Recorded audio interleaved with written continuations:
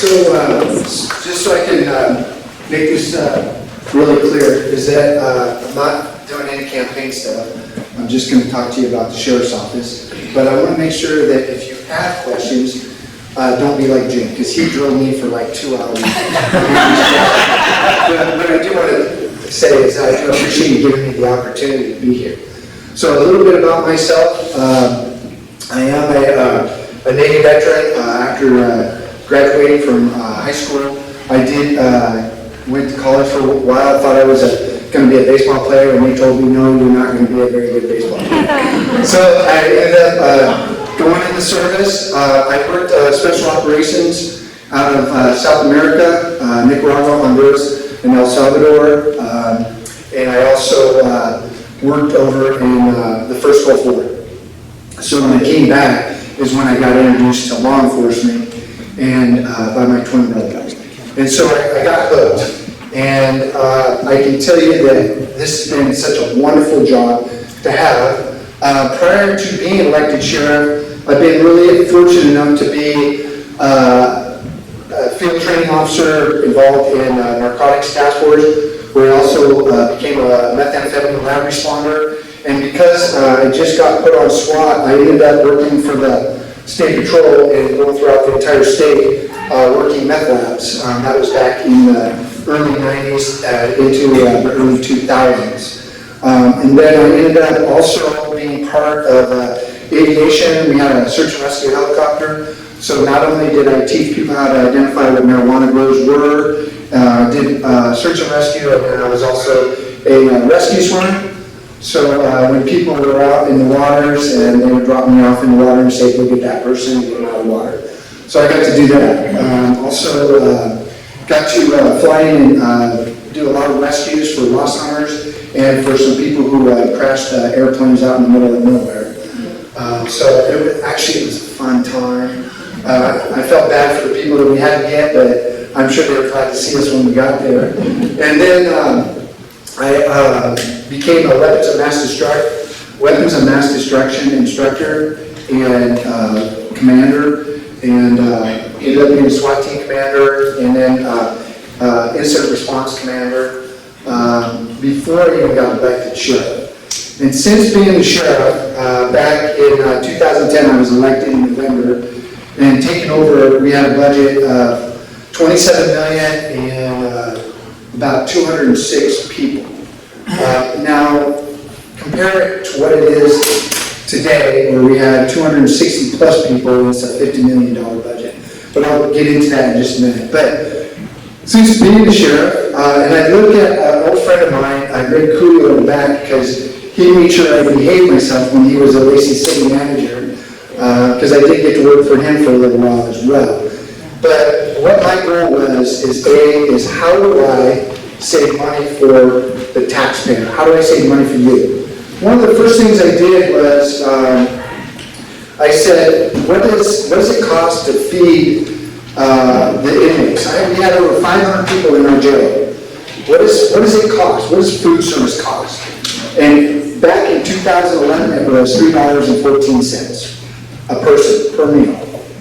So we were spending a lot of money. And the big thing is that we had a kitchen in the jail, and we had people who worked there, and we had inmates who worked there, who were able to get their license, their cooking license, or their certificate that they could go get hired at a restaurant afterwards. We also had a really awesome graduation where people were getting their GEDs. We averaged 30 plus individuals a year able to get their GEDs while they were incarcerated in our jail. So when I looked at what food was costing, I was able to get a contract for $1.30 a meal.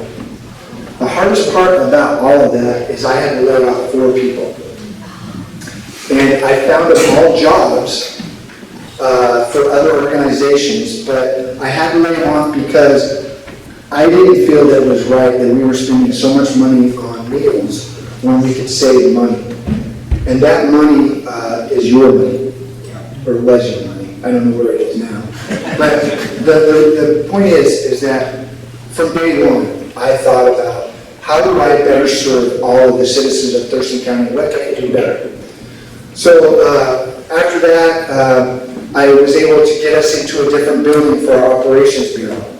I also went from 8 lieutenants to 4 lieutenants. That took me about 4 years to do. And that's not really a popular thing to do in law enforcement, is reduce administrative staff from 8 to 4. Why? Because then it takes away promotional opportunities. But the way I looked at it is, how do I better run the sheriff's office? How do I get more people out to serve the citizens of Thurston County? So by doing that, I also went from 4 captains to 2 captains. Now, if you're a captain, you didn't want to hear that. And so what ended up happening is that I just did not replace those positions when they retired. It took me 4 years to do all that. Also, in corrections, I reduced, went from 3 captains to 2 captains, and that individual went to a lieutenant and then retired shortly after that. And so I still have 7 lieutenants in corrections, and I just now promoted an additional lieutenant because we've grown so much, and I created what we call a health and wellness program now for our men and women of the agency. But not only for law enforcement, but also for corrections. And the reason why I did it is because realizing the traumatic events that our men and women see every day, what they experience, what you can't unsee. And so my job is to make sure that the men and women who work for the sheriff's office are taken care of the best way I can. Because before it was, you just go see somebody, talk to somebody on your own or something like that. And I have been, before getting elected sheriff, I was involved in being a crisis responder where I assisted all our people who had experienced traumatic events and was able to get them recommendations for mental health counseling. Nobody likes to say mental health. The reason why is because whatever connotation that comes with it. But to be honest with you, that mental health is the best thing that can happen to you, is get somebody that can really take care of you and your issues, whatever they are. Whether it's personal, whether it's work-related, or whether it's spiritual. And so I've just been very blessed to be able to do that. And while we're doing all this, when I came through, is I changed the color of our vehicles. I went to black and white because I wanted everybody to know that it was the sheriff's office coming. We were the police. In 2014, I went through a budget crisis where they cut our budget, and they wanted me to get rid of 2 deputies. And so what did I get to do? I got to do a contract with the city of Rainier. So the city of Rainier pays for 2 deputies, and today they pay for 2 deputies and a school resource deputy. So I'm able to have a deputy in their schools. So that was the first contract I was able to do, and I saved 2 jobs, so we didn't lose anybody. And then we continued to do that, working with the Rochester School District a couple of years later. It did help that the superintendent and I went to school together, and so she really was understanding to me saying that we need a school resource deputy in Rochester School District. And being from Rochester, of course, we both really pushed it hard, and it happened. After that, we were able to grow into the sheriff's office, where we have an operations bureau that is currently in Tumwater. And during that same time, in around 14-15, I moved into a new jail. Now, most people don't really remember what it was like. It was, unfortunately, I was not a popular person because I did not want to move into a new jail because it was set up differently. It was set up dormitory style, kind of like, it'd be about maybe 3 times bigger than this room, each one, where it holds 68 inmates per dorm, and 1 deputy monitors them. And it was called, like, holy cow, is that going to work? And we only had 60 cell units. So I'm going like, okay, how are we working with mental health? How are we working with our drug-addicted individuals? How are we going to do it with our violent offenders?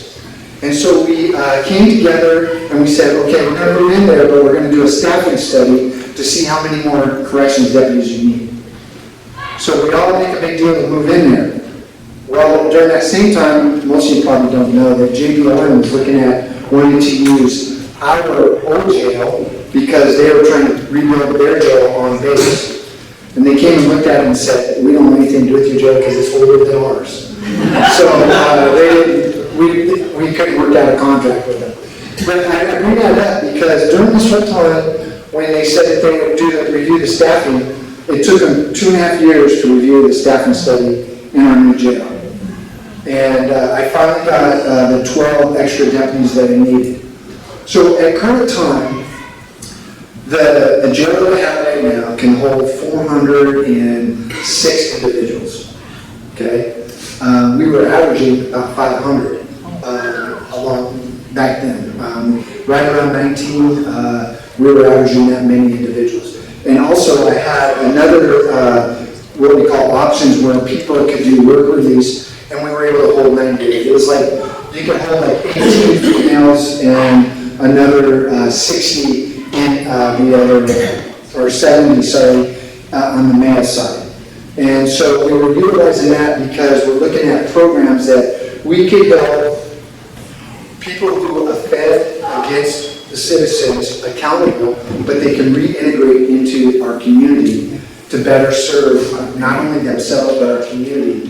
And that when they are released, that they can get jobs and they can be part of the fix of this county, to be part of it, to be a great part. So everything was going pretty good. And at 19, we had a budget cut where they wanted to get rid of 2 more deputies. Well, during this time, I had also garnered some extra positions. So not only had I gotten 3 school resource officers that the county commissioners do not pay for, I was able to get 2 deputies for the city of Rainier. I was able to get 2 roads deputies from Public Works that pays for our deputies. So now I'm up to 7. So then I got a sex offender registration detective position, which goes to 8. And then I was able to save another position by doing our Thurston County Narcotics Task Force. And that person's wages are paid out of our seizure funds when we seize like illegal marijuana grows and we sell the properties or the equipment. We're able to get those funds and we're able to utilize them for the agency. So I got 9 positions that the county commissioners don't pay for. Yet we are still number 38 or 39, depending on who you talk to, in the state of Washington. There are 39 counties in the state of Washington. We've always been pretty low, but I thought if I was able to get these extra positions, why couldn't we be better off than what we've always been? And it has to do with how